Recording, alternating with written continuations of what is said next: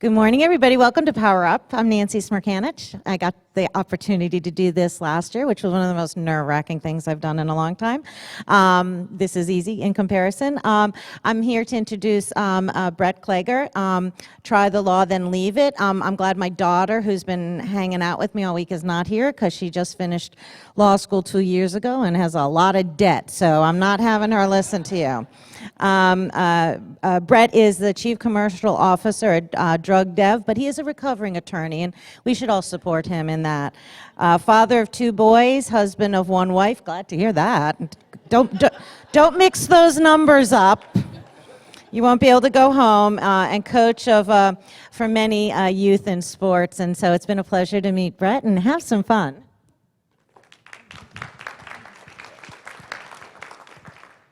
Thank you very much, Nancy. And by the way, my one fun fact, I don't have 3 because I don't have 3 clean ones for YouTube, but one fun fact is I have eaten a 2-foot live octopus. It is not lunchtime yet. So as being a DIA template, I decided I needed to put the DIA disclaimer in here. So these are my opinions. These aren't the DIA's opinions or all the people associated with the DIA they've ever met. As Nancy mentioned, I am a recovering attorney. This speech is not saying that all lawyers are bad. However, if you are a lawyer in the room and you're offended, that's sort of the point of this. So I want to talk today a bit about the career balance. I started my career and thought of 2 different parameters. One, how much money did you make? And like Kieran, I love money. Second is, do you have fun in what you do?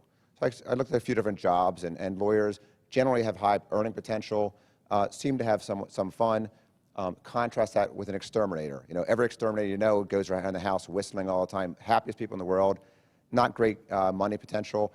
And then social workers. I know many social workers, good days, bad days, but there's no money in that. So I of course chose being a trial lawyer. So a few stories, what is a trial lawyer? And what I focused on was insurance defense, which meant I would be hired by the insurance companies to represent people that were being sued. So 3 quick stories. First of all, medical malpractice. I defended lots of doctors, did a lot of OB/GYN work. In one case, a difficult outcome from a childbirth. And of course, it happened in America, so we sue. The second one, you might look at this interesting, a soccer match, or for Patrick and those other non-Americans, a football match. This was a 7-year-old match, and you have to be looking at that and saying, how can you have a lawsuit arising out of a 7-year-old match? What happened is little Jimmy and little Billy, 7-year-old boys, the ball goes in the air, they both go to head the ball, they hit heads. Unfortunately, little Billy turns out with some cognitive deficits. Sad, but a soccer match. So who do they sue? It's America. Well, first they sued little Jimmy, because of course little Jimmy should know not to go to head the ball when another kid's nearby. They have to sue little Jimmy's parents because little Jimmy's parents let him actually play soccer. They then sue little Jimmy's coach because the coach taught him you must go after the ball when the ball's in the air. Okay, didn't stop there. They sued the referee because, of course, we all know when the ball goes in the air in soccer, the referee must blow the whistle and stop play because kids might bang heads. And last but not least, they had to sue the league. The reason they sued the league, they had to find an insurance policy. They had to find a deep pocket. Okay. The next case of being a trial lawyer was actually one of my favorite cases of all time. It was a slip and fall, typical slip and fall in a supermarket. Again, it was Billy and Jimmy, not because they were 7-year-old boys, but because these 2 individuals had the intellect of a 7-year-old boy. So walking down the cereal aisle right next to Frosted Flakes, Billy starts to slip and fall. Of course, on his way down, he pulls Jimmy by the back of the neck, and they both fall down together, suffering soft tissue injuries. Okay? Another way of saying they had a little backache. Okay? The store manager comes by, looks at. During the course of the case, we find out 2 very interesting facts. First of all, this is the 4th time that Jimmy and Billy were in a store together and amazingly slipped and fell and both fell down together. 4th different time. The second thing is the store manager goes behind the Frosted Flakes. He finds a stick of butter there, wrapped a half stick of butter in a brand that's not even carried by the store. So obviously they come in, they're scam artists. Well, the problem with this, all 3 of these things, the same thing happened. A lawsuit arose, all 3 of these, the same exact result. The insurance company will pay some money because it's less expensive to pay them money than to pay the lawyers money defending it.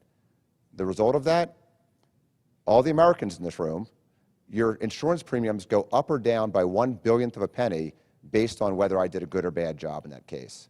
So at that point, I realized it's really not about the money. It's not about just enjoyment. There's another parameter in finding your career, and that's the societal impact. You know, what I was doing had no impact on anything. So I had to find something, the ideal job for me, that I could have some financial potential, enjoy what I do, but also have some kind of impact on society. That brought me to pharma. So I've been in pharma since 1999.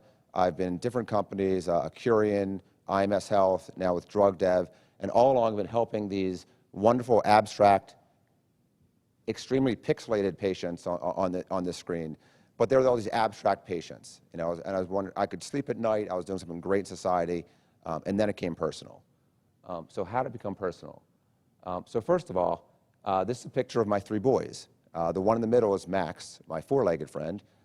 This was actually at a dog walk to help support cancer about 3 years ago. At the time, Max was diagnosed with severe liver disease. 11-year-old dog, like anyone would expect, large 11-year-old dog, severe disease, you have to consider all options. For us, there was no other option but to find drugs. And fortunately, 3.5 years later, probably 75 pills later, Max is a 14-and-a-half-year-old happy dog. It's the best friend of my kids. But then it became more personal. So this is a picture of my family. Are there any Canadians in the room? Excellent. The Canadians in the room might recognize this is a Terry Fox run. Terry Fox, it's a run that's done every year throughout Canada to support cancer. It was a tradition for my family. Every year we'd drive up to Toronto or fly up to Toronto, do the run together. Last year was the first time we didn't do the run together because about a week before, my wife was diagnosed with cancer. So when she was diagnosed, the last 9 months has been through treatments, various types of treatments, surgeries, on the way to recovery, doing very well. But what's the 54%? Well, the 54% is one of the drugs she's taking was in a trial less than 10 years ago, has increased her survival rate by 54%. And all of a sudden, this abstract notion of patients, this abstract notion that we're helping these patients became very personal to me.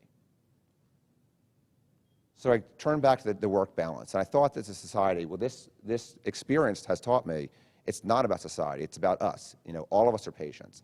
It's about the personal impact that we can make. And all of a sudden, you know, this idea of importance of life, importance of the money, importance of this, finding something that actually means something to all of us. So with that, a couple quick closing comments. First of all, gain balance in whatever you do. You know, find out what's important to you. It might be money, it might be the personal impact, it might be society. Just find that and then find something that you enjoy doing. Secondly, patients are not abstract concepts. We hear all around this conference the last few days, we should have patients up here talking. We should bring patient advocacy groups and lots of great ideas of patients. The reality is every single person here is a patient. Every one of us has a story like this. Everyone knows that they've got a spouse, a parent, a friend, a kid, someone you love, someone who's going through this, and we're all patients. And lastly, just make an impact in anything that you do. Thank you very much.